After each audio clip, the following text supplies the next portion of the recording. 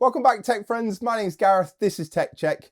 Today's video, we're going to be looking at this. It's Corsair's LCD upgrade kit. Now I'm going to show you how to upgrade this H150i Elite Capellix to this H150i Elite LCD with a little help from this. It's been quite expensive over the last 14-15 months.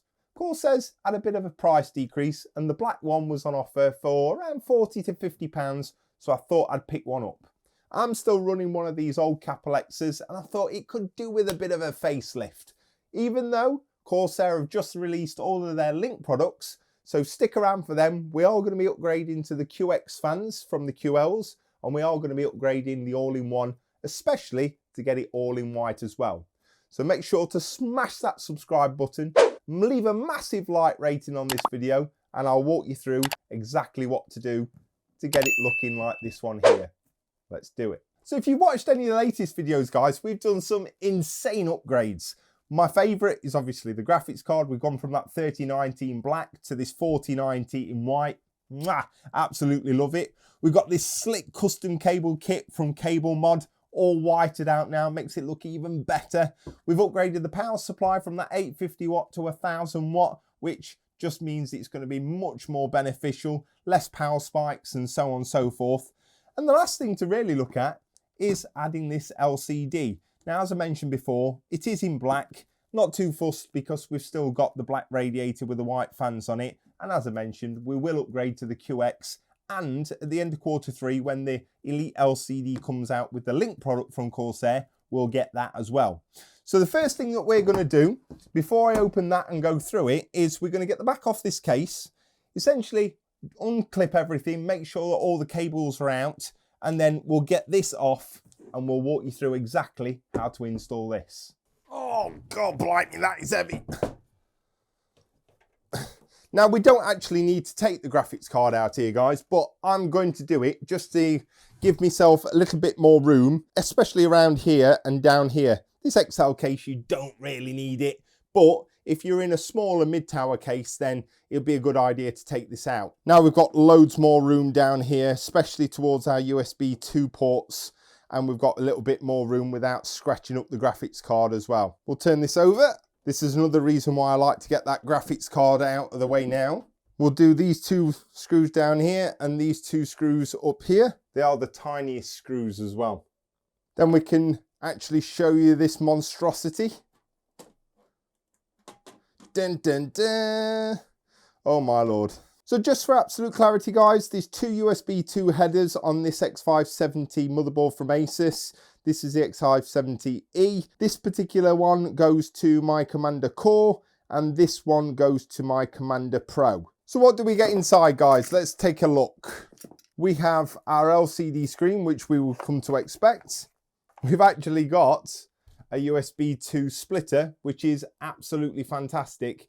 If you didn't have a Commander Pro and you only had one or two inputs, for instance, and you were requiring another one, then you could actually use this, would be absolutely fine. Also the screws in here and an Allen key that you require, but anything else is just a little bit of safety instructions and manual. The little note on the back says, update Commander Core via iQ before use. I'm sure they've had plenty of questions as to, it's not working, what's going on?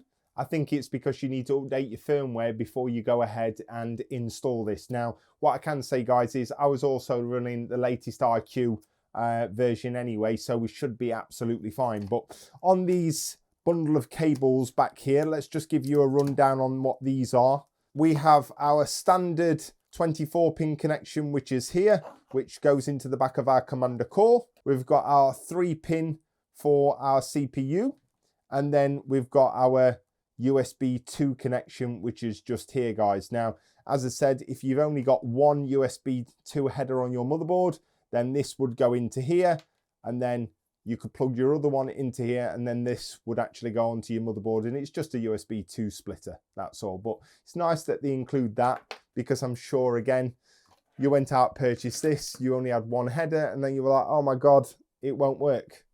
But Corsair thought about it. Makes a change, because with all the Link products, guys, as well as they get rid of all them cables, they don't include these with all the new products. So whether it's a cost thing or whether it's just, do you know what, we can get a few extra bob. So first thing we're going to do, guys, is we're going to use the included Allen key. We can just move our cables out of the way, and then we can go ahead and just undo these 4 screws on the front. That's how you change these front fascias here. But then we can also remove that bit there as well. Now you can see, guys, we've got our 4 screw holes, and we've got that 8-pin connection which plugs into our pump, which is there. We can remove the 3-pin. We can pull this through once we've disconnected it from our commander core. On the back, we need to disconnect our 24-pin connection, like so. And then likewise, we can pull those cables through and we can remove that unit as a total. And then we have it, we've got it all together, no problems. Then we'll take the 4 screws that came with the new unit and we'll screw 1 into each one of these holes. And they don't need to be tight, guys. These are just to act as something for the magnets to connect to. What we're going to do now is we're just going to make sure that we have our 3-pin connection onto our CPU fan header, which is at the top up here. We're then going to push our USB 2 and our 24-pin connection through our grommet to the back of our case. And on the back, you'll see that there's 4 magnets and also this connection here. We can actually just push it on. There we are. And that's our new LCD screen installed.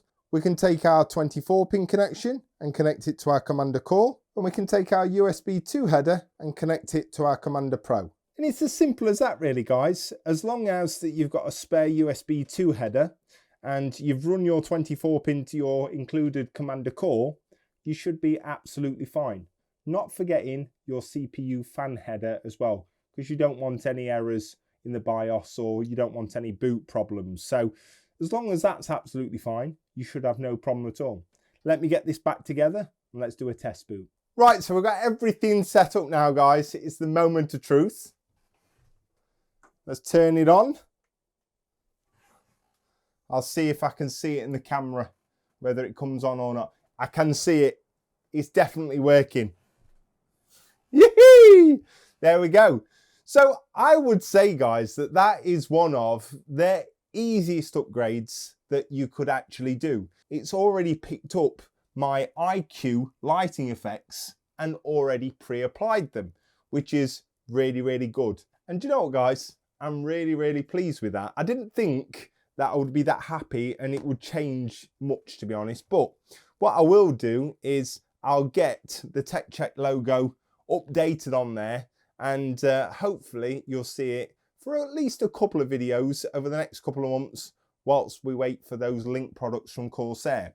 So my question to you guys is this: have you got an H150, an H100, or one of the Capellixes that is compatible with this LCD upgrade kit?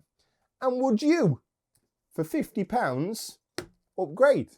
Do you think it's worth it? Let me know down below in the description and in the comments. So before we go, guys, I will say my normal farewells. I appreciate your time, guys. Thank you for all the recent support. Make sure on this video you smash that like button, guys. Don't forget to subscribe, and I'll see you in the next one. Take it easy.